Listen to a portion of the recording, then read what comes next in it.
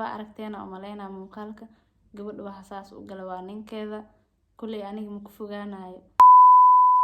Assalaamu calaykum waraxmatullaahi wabarakaatuh. waa walaashiina Gaabo Qaali. waa idin salaamay dhammaantiina kusoo dhawaada channelkayga. Asxaabi waxaa idin wadaa muuqaal ku saabsan gabar Soomaaliyeed oo joogta dalka Kenya gaar ahaan Haryaasha qaxootiga Dadaab. gabadhaas kulay in badan waa aragteena oo maleynaa waxaa ka muuqdo dil xoog leh oo u geystay nin oo lagu sheegay inuu ayada qabo. idin ka hor dhacay markii ugu horreysay horta fiidiyaha ila soo daawada. السلام عليكم. horta police-ana arintii ku soo gaartay arin maartay dadweynaha Soomaalida la xabisay waay oo maartay social media ama baraha bulshada maartay ku faaftay marka sidee wax u dhaceen arintan waxay dhacday markii habeenkii sabtida ahayd laakiin subaxii jimcaha aan baxay xaafadeena aaday soo xaafadeena markaan aaday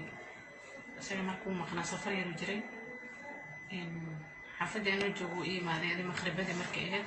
soo baxay ugu xaafadeen aadayna cashan oo karnaysa hay'adaha ku dhacay dan waan baxnay markay ahayd dadii laba saac meelahaas xaafadeen aanay guriga markaan tagnay markaan albaabkaan galnay guriga albaabkiisu xiray haddana jikoonigu soo xiray qolku soo xiray maxaa jiraan ku dhacaa maxaa guriga oo xiraysa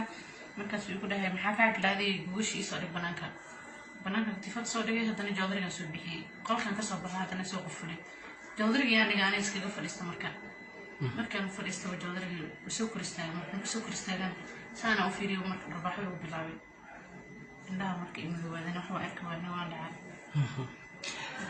qisadan halkee ka dhacday Nairobi Mombasa Garissa qaxootiga halkee ka dhacday haga dheer okay markii kadib maxaa dhacay kadib ana meeshii aan soo xabo waxaan kala ogaa ma jirto kadib asagana wuxuu ugu fan karaa ugu dhiftay haranti feer waxaan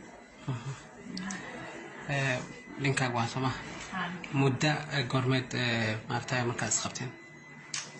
19 February taariikh 28 markii la dhigay biyaadi Mars markii taariikh koowan joogay aroos baa ahayd haye Mars 19 waa kana arintii hadda maxaa laga qabtay ilaa waqtigan maartay maxaa laga qabtay dawladda maxay ka qabatay wax laga qabtay ilaa hadda dawladda ay qabatana maaha iyana iska xanuunsan waa laga soo qaaday inta la keenay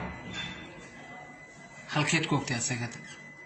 meel ku sheekay ma qaano police station ma tagin police station xaga dheer aan tagay mar war report garis warqadii waxa dhan dhigay dhakhtarka xakaariga gooy marka inta la soo qaaday maxaad codsan lahayd xabsanaya dawladda waxay iga qaban kartiina wax laga qabto intaas dumarka qaarkood waxaa waayo way cafiyaan qofkii wax ku dhufta ama dila marka xogaa hoosan waad fiirinaysaa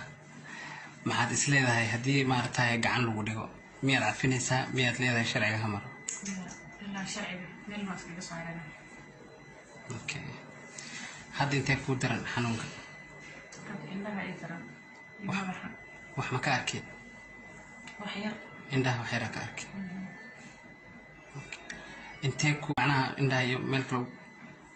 wax kaga dhuftay xaalkii dhabarka meel badan ayaa dhuftay dabeecadaha muulaha 19 casho ka hor macnaha markeed xogaa isguursateen kadib miyaad ku aragtay mise marka hore inuu qof dabeecad xun guursana kadib dabeecadahan la soo baxay horena iska fiicnaa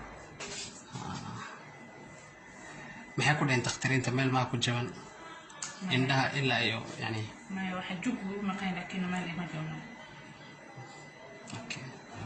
thank you so much asxaabi waa aragteena oo maleynaa muuqaalka gabadha waxa saas u gala waa ninkeeda kulay aniga ma ku fogaanayo waxa u rajeynaa caafimaad taam inuu Ilaahay siiyo alxamdulillah maanta haddii nafteeda la gooynin